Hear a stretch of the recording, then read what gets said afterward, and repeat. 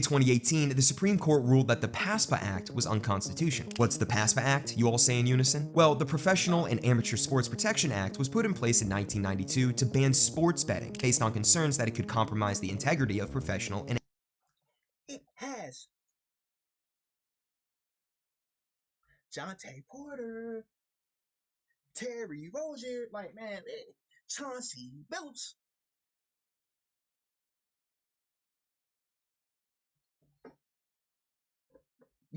What are we doing? What are we doing? I don't really think nobody fucking with me anyway, you know what I'm saying? 24 fucking hundred. I come from that fucking block. I been out that Johnny up and up that cutter. If we cannot get. Welcome back. We're back with another reaction video. Today we're reacting to a BC Productions video. The math nerd who created a $21 billion gambling empire. Hey, don't gamble. Like, bro, y'all putting money in his pockets. It's rigged. I'm not even talking about the games. I'm talking about the odds. All right, let's get into it.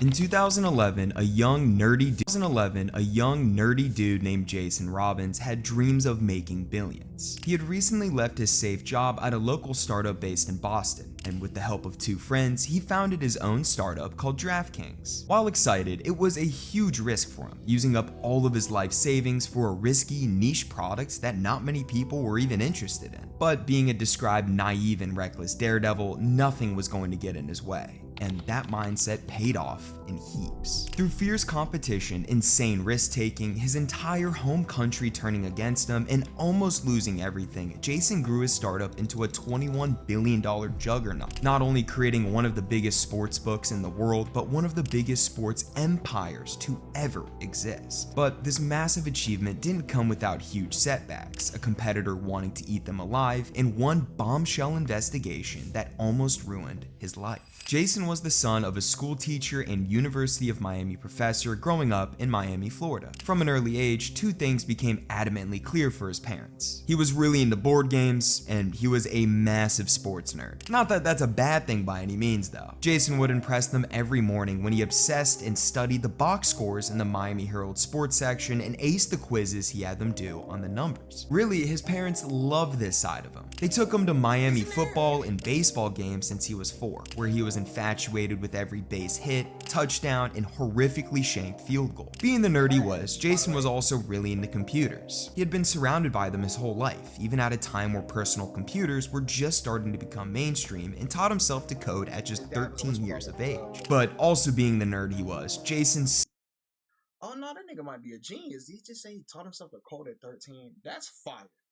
But yeah, that was a professor, so of course that nigga was around the computer at all times. Sucked at sports. Yeah, he was all about the statistics of the game, but that didn't help him create any good ones on the tennis court. However, being benched ended up being a blessing in disguise. It's where he realized his true passion laid solely into the business side of sports, like how GMs assemble their teams and use statistics to beat other teams. He carried this mantra into high school, where he vowed to, quote, get an MBA and get rich, and later went to Duke to study economics and math. But while at school, an exciting opportunity was brewing elsewhere, in computers. Specifically, internet-based companies were getting massive investments coinciding with the rise of the World Wide Web. This exciting buzz around an industry Jason knew all too well led him to scrap his plans for an MBA and dive headfirst into the world of tech entrepreneurship. But when he graduated in 2003, his plans got rocked. It turned out a majority of those thousands of .com companies receiving those big investments weren't profitable at all. Investors dumped their stocks, the whole market crashed during the early 2000s, and the future where Jason started his own tech company was about as realistic as him contributing anything for his doubles partner. He was devastated.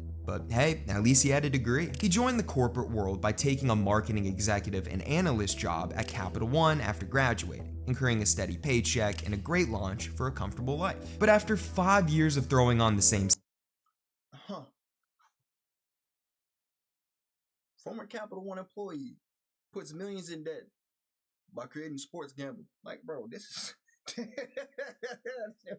Just said that what it said. slacks and button-down shirt every day, Jason grew agitated. This life just simply wasn't thrilling enough for him. He never forgot how he was edged by the dot-com bubble and still lived with his mantra of wanting to get stinky rich. So in mid-2008, he decided to drop Capital One in favor of a Boston-based startup called Vistaprint, a place where he thought he'd feel more of a rush being a part of a fast-growing yet small company. And he did feel that rush, just not in the way he thought he would. One random day, a friend/coworker of Jason's named Matt Kalish pulled him into a conference room antsy as could be. Reason being, Matt had an idea for a business that was right up Jason's alley: daily fantasy sports. For context, Jason was a huge fan of fantasy sports. He was in up to 200 leagues at one point, crunching numbers and winning hundreds from his buddies. But one thing Jason hated about traditional fantasy was just how long it took. Season-long leagues spanning multiple months and only one payout at the end left him wanting more every year he did it. But Matt's idea would solve that issue. Instead of drafting one team at one time, why not create a platform where you could draft a new team every week, held even every day, and compete for money way more often? And the company would make money by simply taking a rake of every prize pool that was offered. The second Jason heard this off Matt's lips, he knew it was genius. And so Jason, Matt, and another coworker named Paul Liberman all quit their jobs in 2012 to go all in on their new company, DraftKings. This was the rush Jason was looking for, a company he was in full control of that could possibly make him a shitload while also being a novel and great idea about a genuine passion of his. It was perfect until the trio found out something devastating. It turned out their novel idea wasn't novel, like at all. There were already 20 to 25 other websites all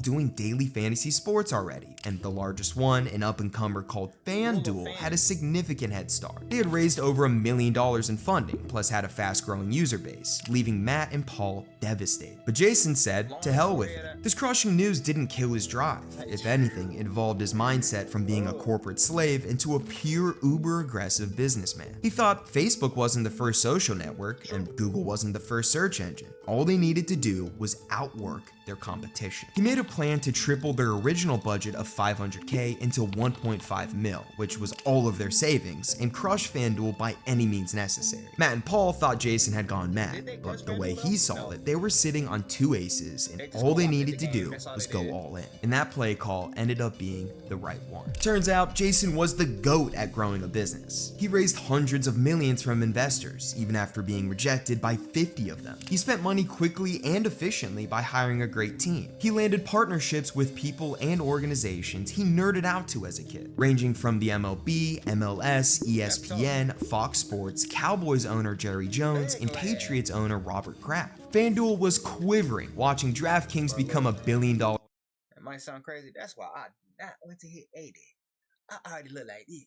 And man, when I like 80, man, ugly as hell, boy, go pack me up. You roll me the fuck up. A company by mid-2015 and seeing Jason's shit-eating grin on the cover of Fortune magazine. Everything the trio wanted to go right went right and then some, mostly thanks to the huge gamble and massive balls of this guy. Wanting to further utilize his massive balls, Jason believed the next step in taking DraftKings to the next level was awareness. I mean, their product was clearly great and they had thousands of people using it, so why not spread the word? And spread the word they did, spending $260 million on TV ads during the 2015 NFL season alone. The thousands of ads being run during the season had messaging that was irresistible. Celebrities such as Rob Gronkowski and Ed Norton promised the chance of $1 million payouts for only a few bucks to play. Meanwhile, FanDuel, finally putting some respect on Jason's name, also bombarded homes, bars, and stadiums across the country with similar messaging trying to keep up with DCAT, but it might have been too late. Jason's marketing blitz worked wonders, propelling DraftKings to over 2 million paying players, collecting over $2 billion worth of contests, and being a serious threat to FanDuel. However, the thousands of ads these two companies ran ended up being one of the worst decisions they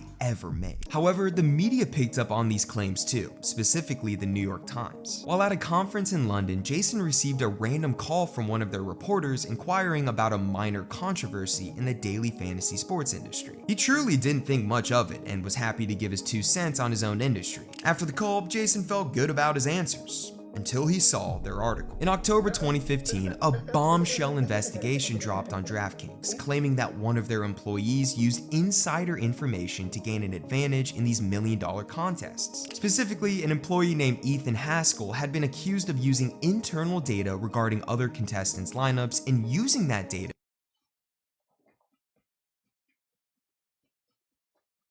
I don't give a fuck. I do not care. Nigga, mid-level content manager. He made that 350K. That's probably his salary for the next 3 years, man. Bro, if you can game the system, game the system. And look, you robbing DraftKings. Your point? Put me in a to win $350,000 on FanDuel. In short, the Times story suggested that employees could use sensitive insider info to gain an unfair advantage in contests. And what they say? Get good, bro. I'm telling you. And I ain't gonna lie. On the technique, I would have leaked that shit. So I'm like, look, I'm at the made 350K. Then you gonna make the 350K. Then you getting the 350K. I'm telling we all gonna get rich, bro. And FanDuel and DraftKings gonna be broke as hell. But by that time, I'm gone. Jason was blindsided by all of this. He had no clue one of his own people was doing this, let alone the New York Times was investigating it. And it got so much worse after the fact. Just a day after the article came out, New York Attorney General Eric Schneiderman launched his own investigation into DraftKings and FanDuel, saying, quote, "It's clear that DraftKings and FanDuel are the leaders of a massive multi-billion-dollar scheme intended to evade the law and fleece sports fans across the country." Soon after, numerous states like Idaho, Texas, Illinois, and Nevada all banned their products, fearing that daily. Nevada banned them niggas? That's crazy. I don't lie. If Las Vegas is banning you from gambling, and Las Vegas got the most rigged gambling setup in America, that's ridiculous. Fantasy sports was illegal gambling. Hell, even the Department of Justice and the FBI launched their own inquiries into the two top dogs, wanting to see if they violated federal law. In Jason's own words, DraftKings went from darlings of the media to dangerously conspicuous, with hundreds of thousands of people irate with them in the industry as a whole. And the following years for Jason were nothing short of hell. Money from customers and investors dried up because they were considered controversial sites. They lost their $250 million partnership deal with ESPN. Years of bad press. And then ESPN made ESPN Bet, which also folded, I think. But the point still stands. They're gonna gamble anyway.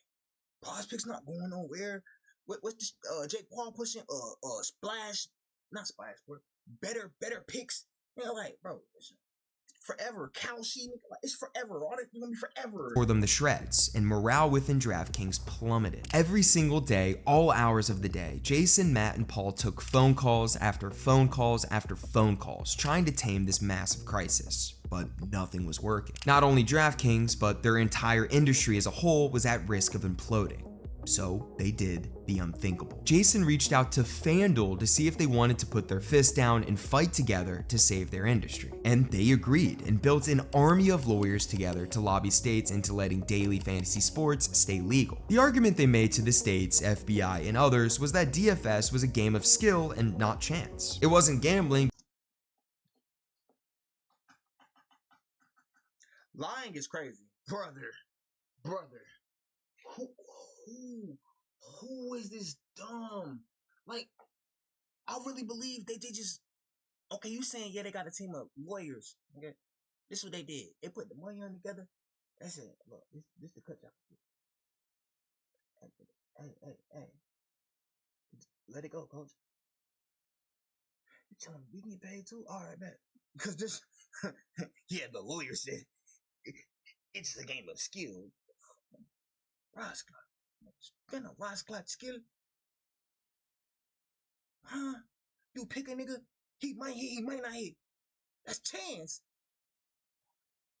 That nigga not my man. Because it required a high degree of statistical analysis and athlete knowledge. And this argument actually worked. Massachusetts Attorney General Maura Healey came in clutch by wanting to regulate DFS instead of banning it. While she regulation makes sense, But at the same time, don't touch my money. Acknowledged it was a form of gambling. She proposed a set of regulatory guidelines for the industry that protected consumers and made their rules more fair and transparent. Rules that 6 other states quickly adopted. And better yet, between 2016 and 2018, DK and FanDuel settled with everyone attacking them and the dust had settled. The industry was going. What did I say? What did I say? Yeah, bro. If we give you the bread, we'll get off your ass. Yeah, man. You get the team lawyers. I'm sure about this. Hey, we could just reach a payout, right? To be regulated and okay. However, during this entire war, Jason was scheming the whole time. As DraftKings was fighting the good fight with FanDuel, the president of the Patriots, Jonathan Kraft, gave Jason a suggestion. He should have a team specifically dedicated to product innovation and growth. He figured FanDuel, being too caught up in the war, wouldn't be focusing on this as much. And Jason loved the idea. So over those 2 years, DraftKings became a significantly better experience to use, and the market took notice. New features and a smoother layout led to DraftKings gaining more market share than any other time, cementing them as the #1 platform for daily fantasy sports by 2017. FanDuel, meanwhile, started to crumble. They were open to the idea, proposed by Jason, for merging with DraftKings and having Jason be the CEO of the new company. However, when that proposal got blocked by the FTC, the CEO of FanDuel, Nigel Eccles, waved the white. I'm pretty sure it probably would have been a Monopoly type team.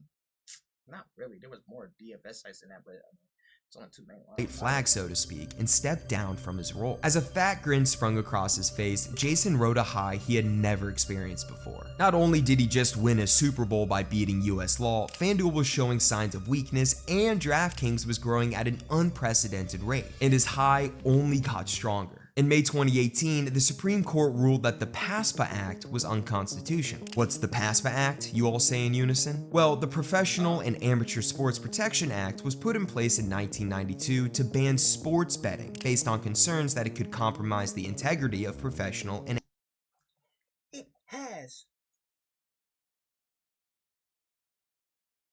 Jonte Porter, Terry Rozier, like, man, Chauncey Billups.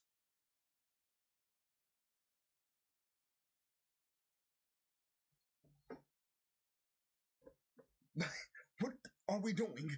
What are we doing? Amateur sports. Well, the highest court thought 13-leg parlays should be legal for everyone and left sports betting laws up to the states to decide. And Jason was already one step ahead. He had his innovation team create a sports book so that within weeks of the court's decision, which he knew was coming, DraftKings would be ready to go. And so when the decision was made and his industry was now legit, Jason and the fellas could thrive. They went on to create not only one of the biggest sports books in the world, but one of the biggest sports empires in the world, acquiring numerous startups since 2018 to make them a one-stop shop for sports news, daily fantasy sports, sports betting, and much more. Jason eventually took DraftKings public in 2020 at a $3.3 billion evaluation, eventually peaking at $21 billion. They do billions in revenue every year, have thousands of employees, and even though they're not as big as FanDuel now, have changed the way millions engage with sports. And all of that is thanks to Jason Robbins. If you want to see another story about an interesting company, click. How are they not as good as FanDuel? Hold on. Is the nerdy Gen Z who created the $9 billion gambling website Stake? Get me out of here. No. If it is, get me out of here. I say polymarket.com. Never heard of it. Get me out of here. Like, nigga, I'm sorry, bro. This really is an addiction. Normally, I'd be like, hey, you're doing it to yourself. But at the end of the day, man, it's basically programming. You can't watch TV without a FanDuel ad. You can't watch TV without some type of gambling ad. You can't watch YouTube without a gambling ad. We're cooked. But hey man, try to stay away from the gambling if you can. If you feel like you can win some money, if you feel like you got the picks, I mean, cook up, bro. But brother, once you spend too much money on it and it's not coming back in, you need to pull back and reevaluate. That's the end of the video. Make sure y'all like, comment, subscribe, share the video, share your thoughts on the video in the comment section below. The notification bell so you can stay up to date with the videos I drop on the channel. I'll catch you on the next one. Stay safe, y'all. Fucking gambling. Yeah, I'm so glad. That shit is not. It's just not my bop. Like I can do it. I can pop in, pop out. You know what I'm saying? Some niggas just can't pop in, pop out. So it's like, bro, I don't really need this shit, brother. You don't need it. This shit cat.